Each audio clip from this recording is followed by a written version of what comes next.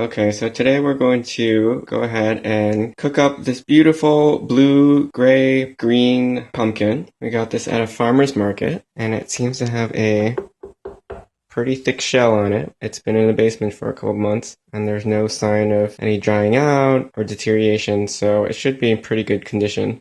So I'm gonna have to break off that stem and then try to crack this thing open. You see I've got my rubber mallet already. I'm gonna get a cleaver and just gonna see how it goes.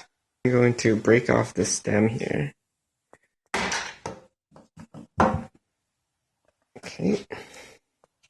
Then I'm going to take this and I'm going to hammer this in.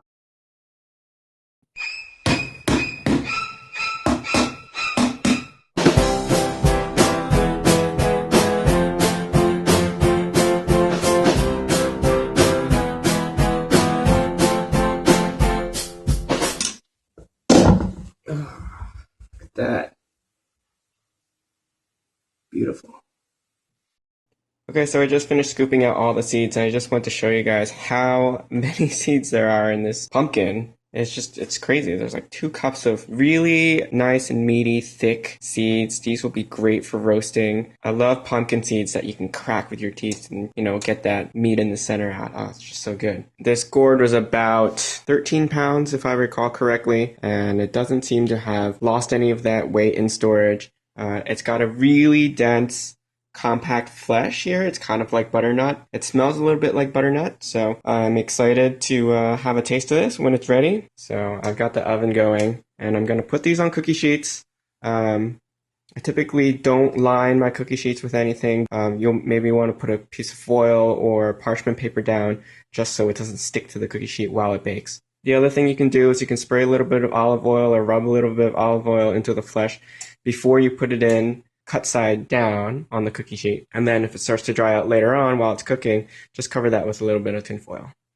And then I'm going to roast them at, I don't know, maybe 400, 425 for about an hour and go from there.